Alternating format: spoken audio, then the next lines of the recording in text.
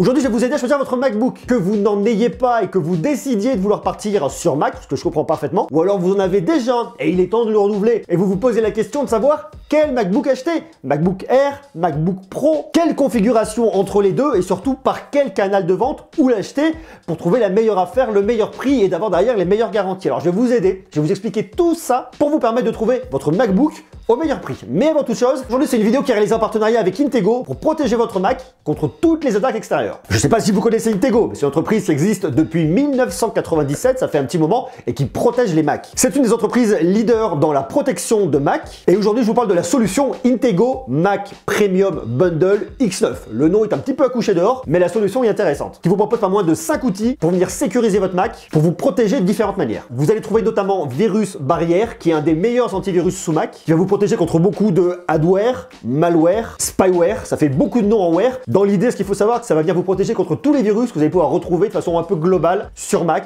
sur Internet. Vous avez également NetBarrière, qui est un firewall, qui est un pare-feu, qui va venir vous protéger contre toutes les connexions entrantes. Si une personne tierce cherche à s'introduire dans votre ordinateur, elle va être bloquée. Et si une application, quelle qu'elle soit, cherche à se connecter à Internet, on va vous demander une autorisation pour que vous puissiez l'autoriser ou pas à se connecter au réseau. Il y a également Personal Backup, qui vient faire des sauvegardes de votre ordinateur et qui vous propose des outils encore plus puissant que ce que vous allez trouver avec Time Machine. Ça va vous offrir plus de flexibilité dans vos sauvegardes et vous pourrez même créer une sauvegarde bootable pour votre Mac. Mais il y a également Mac Washing Machine, c'est une machine à laver pour votre Mac qui en gros va venir optimiser l'espace libre pour que vous ayez toujours de la place sur votre ordinateur. Et à la fin, vous avez Content Barrier X9, qui est une solution de contrôle parental. Si vous êtes parent, vous allez pouvoir créer chaque profil pour vos enfants à la maison et leur octroyer les permissions que vous souhaitez. Vous avez donc une solution complète pour venir protéger votre Mac contre différentes attaques, vous permettre de le gérer de façon extrêmement simple. Pour protéger votre Mac des hackers et des malwares, je vous ai mis un lien en bas dans la description. Vous pouvez y aller, c'est juste en dessous. Revenons-en en mouton sur cette histoire de MacBook. C'est très intéressant parce que ça soulève beaucoup de questions. On va donc faire cette vidéo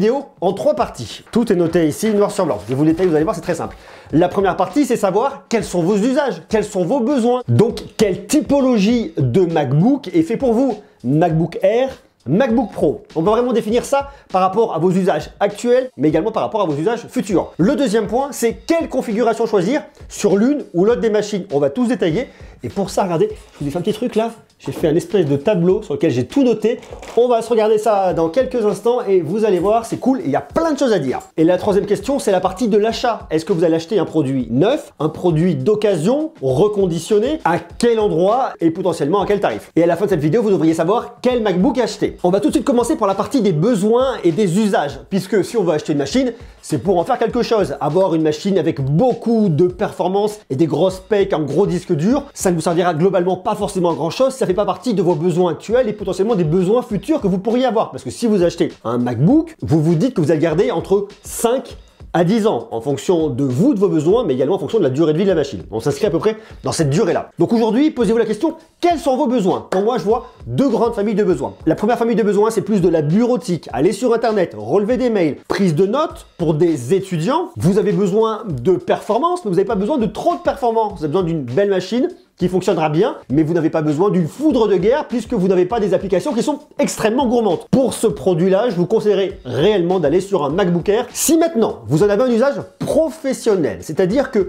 vous faites par exemple comme moi de la vidéo et que vous avez besoin de puissance, vous avez besoin de performance, si vous faites de la 3D, que vous avez besoin de beaucoup de performance derrière, si en règle générale vous êtes créatif sur de la photo, Photoshop, Lightroom et plein d'autres logiciels, eh bien vous avez besoin de performance, vous avez besoin d'une machine qui va vous suivre, qui va pouvoir aller partout, être tout terrain en fonction de tous vos besoins. Et il faut surtout que vous ne vous posiez pas la question, est-ce que ma bécane va pouvoir supporter ça? Oui ou non? Ça doit être transparent, fluide, ça doit marcher, quelles que soient les choses que vous allez lui demander. Pour ça, vous avez besoin d'une machine professionnelle. Vous allez donc aller dans la gamme MacBook Pro. Vous avez donc vos besoins aujourd'hui, et posez-vous la question des besoins que vous allez avoir ultérieurement. Puisque aujourd'hui, si vous êtes étudiant, peut-être que dans 1 an, 2 ans, 3 ans, vous allez avoir des plus gros besoins. Anticipez les besoins que vous allez avoir à l'avenir. Et est-ce que la configuration de votre machine telle qu'elle est là aujourd'hui suffira? Est-ce que vous allez avoir besoin de changer de machine? Est-ce que potentiellement vous allez avoir le budget dans les temps à venir? Est-ce que vous devez dès maintenant acheter une machine qui servira également pour plus tard? Il existe différents modèles, MacBook Air, MacBook Pro. On va maintenant se poser la question de la config. On va se la faire version prof. Alors je sais que c'est pas hyper pratique. J'espère que vous voyez bien quand même ce qu'il y a écrit ici.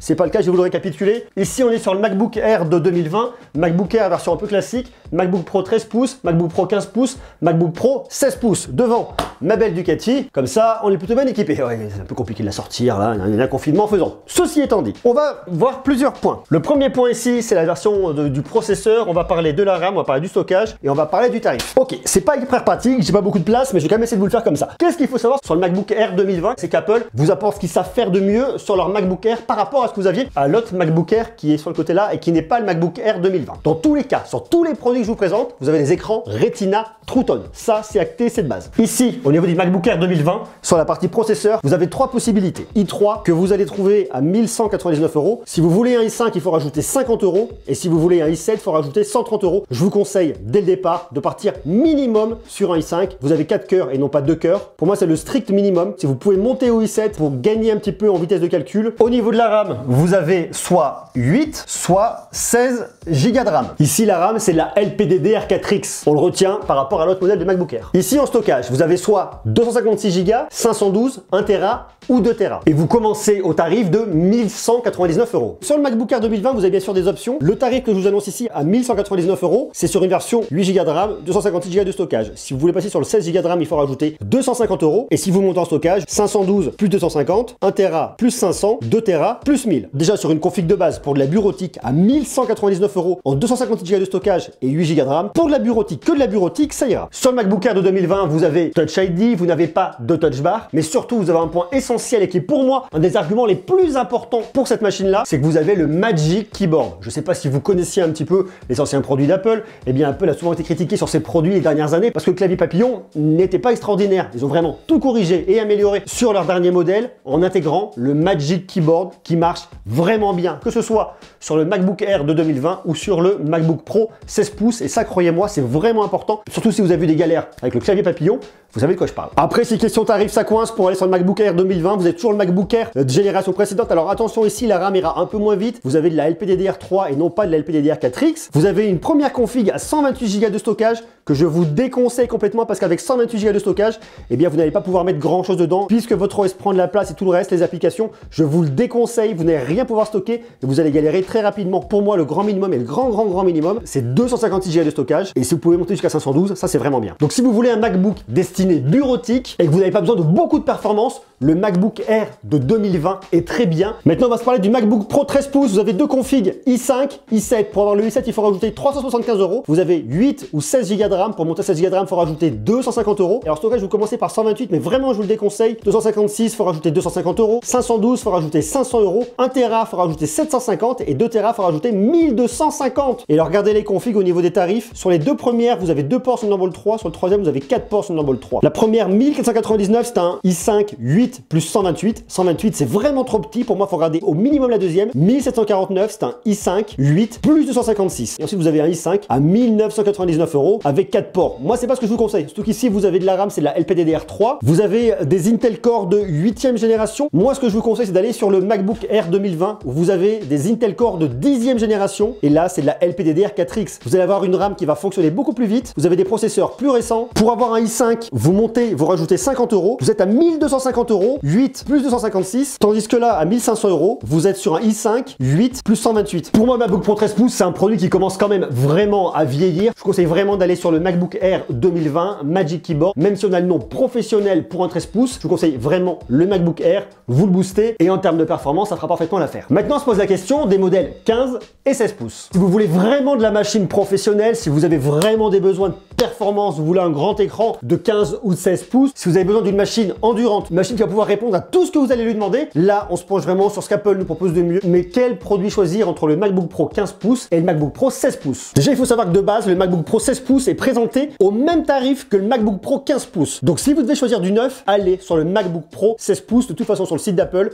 le MacBook Pro 15 pouces n'est plus disponible. Vous pourrez le trouver ailleurs, mais vraiment, celui-là, je vous le conseille. Non pas par la taille de l'écran, vous le verrez dans mon test, hein, qui va pas changer vraiment grand chose, mais vous avez vraiment une amélioration, notamment au niveau de l'audio. Cette machine a vraiment un très bon son, mais surtout, c'est le Magic Keyboard qui vient vraiment changer l'histoire par rapport au clavier papillon. Et croyez-moi, c'est vraiment important. Moi, j'ai les deux. J'ai le MacBook Pro 15 pouces, le MacBook Pro 16 pouces, le clavier papillon et le Magic Keyboard. Et il y a vraiment une différence. Alors maintenant, la question de la config. Sur le MacBook Pro 16 pouces, vous avez soit un Intel Core i7, soit un i9. Si vous voulez l'i9, il faut rajouter 380 €. Vous avez aussi le choix au niveau des cartes graphiques. AMD Radeon Pro 5300M plus 4 Go de mémoire dédiée. Vous pouvez changer, monter au modèle supérieur, la 5500M, toujours avec 4 Go, plus 125 €. Ou alors vous avez carrément sur la 5500M plus 8 Go dédiés à plus de 150 €. Ça va vraiment dépendre de vos besoins en termes de graphisme. 16 Go de RAM de base, 8 ça serait vraiment trop court pour l'usage professionnel, 32 ou 64. Moi je vous conseille, si vous pouvez, passer le 32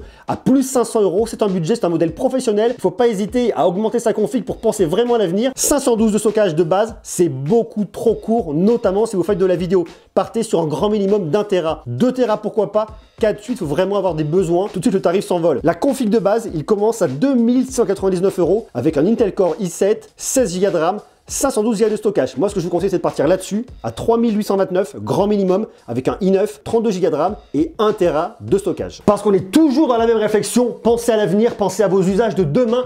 Quels vont être vos besoins? Et sur une machine comme ça, une machine que vous allez payer quand même cher, plus de 3000 €, je vous conseille dès maintenant de vous poser la question de qu'est-ce que vous allez potentiellement faire dans 3 à 5 ans. Je sais que c'est dur de se projeter, mais c'est extrêmement important. Ne vous laissez pas dépasser par la technologie, ne vous laissez pas dépasser par la RAM. Si vous faites de la vidéo, 32 Go de RAM, c'est pas un luxe. Et 64, ça serait encore mieux. Surtout si vous avez des projets qui sont un peu lourds, vous montez en 4K ou pourquoi pas en 8K. On m'a fait une démo sur de la 8K là-dessus, ça tourne, mais il faut vraiment de la RAM, il vous faut du stockage derrière. 512, c'est trop peu. J'ai mon MacBook Pro 15 pouces qui a 512. Je suis tout le temps en train de transférer sur un disque dur externe pour pouvoir réimporter les projets. C'est une galère. 1 Tera, c'est le minimum. 2 Tera, c'est quand même beaucoup mieux. Bien évidemment, ça dépend des bourses de chacun. On n'a pas forcément les moyens de mettre 3500, 4000, 4500 € dans un ordinateur. Mais dites-vous bien que c'est un outil professionnel, c'est un investissement professionnel et une machine que vous allez garder dans le temps. C'est pour ça que je faisais vraiment la différence entre le MacBook Air qui est plus le fait de vouloir avoir un Mac, un bon Mac, une bonne machine, mais sur lequel on va faire de la bureautique avec des besoins pas trop exigeants, et la différence avec l'ordinateur vraiment professionnel sur lequel par contre là, il faut tout de suite mettre les moyens dès le départ pour pouvoir travailler tranquillement maintenant et anticiper les besoins à venir. Et le MacBook Pro 15 pouces me direz-vous? Eh bien, si vous le trouvez pas trop cher, il y a également le clavier papillon, c'est pas ce que je vous conseillerais. Comme on parle d'un outil professionnel, on parle d'un investissement, il faut pas hésiter à aller directement sur le MacBook Pro 16 pouces, vous avez une touche Escape physique aussi, bon, bah, ça c'est du point de détail. Posez-vous vraiment la question des ports, est-ce que 2 ports Thunderbolt 3 vous suffiront comme sur un MacBook Air ou est-ce qu'il vous en faut 4 comme sur un MacBook Pro? Moi personnellement, j'en utilise 2. Le premier pour la charge, le deuxième pour venir brancher mon petit dock. Pourquoi? Parce qu'aujourd'hui, vous n'avez que des ports Thunderbolt 3. Autant dire que vous manquez de beaucoup de choses et c'est des fois ce qu'on vient un peu regretter. Donc du coup, j'ai toujours mon dock avec moi. Là, j'ai mon petit lecteur de carte micro SD et SD pour venir décharger mon appareil, mon boîtier tout simplement. J'ai toujours un petit disque dur pour faire des petites sauvegardes rapides. Et là, j'en ai un deuxième sur le dessus. Normalement, je n'ai pas. Et là, vous voyez, j'ai mon petit hub sur lequel tout vient se brancher. Donc, j'ai toujours ça avec moi dans mon sac à dos. Et quand je suis au studio à Paris, j'ai un moniteur 4K avec une prise USB-C que je viens de brancher. Donc, j'ai besoin minimum de 4 prises Thunderbolt 3. Il faut vraiment aussi se poser cette question-là. Maintenant que vous savez quel MacBook vous souhaitez acheter, que vous avez une vision globale sur la configuration que vous avez besoin, où est-ce que vous allez acheter cette machine et de quelle manière? Usuellement, on se dirait, ok, je vais aller acheter mon MacBook directement chez Apple. Il y a des Apple Store, vous pouvez également l'acheter en ligne chez Apple. Il y a aussi d'autres vendeurs avec derrière la garantie Apple, vous n'avez absolument aucun problème. Fnac, Darty, Boulanger et compagnie, c'est Discount. Je vous mets d'ailleurs des liens en bas dans la description. Si vous souhaitez changer votre MacBook Pro, je vous invite à faire un petit tour par ces liens-là. Ce sont bien sûr des liens d'affiliation. Mais vous pouvez également acheter votre produit en reconditionné, c'est-à-dire un produit qui a déjà été mis sur le marché et qui a été renvoyé. Apple propose du reconditionné sur son site web, vous allez tout en bas et vous allez trouver des produits reconditionnés à des tarifs extrêmement intéressants. Alors il y a tout, il n'y a pas forcément les tout derniers produits, quoique faites vraiment attention aux configurations, à la date à laquelle a été mis le produit sur le marché. Vous allez donc savoir si c'est un produit qui est récent ou qui n'est pas récent. Posez-vous toujours la question, comme je vous l'ai dit, quelle machine pour quel usage, quelle configuration par rapport à mes besoins actuels et à mes besoins à l'avenir.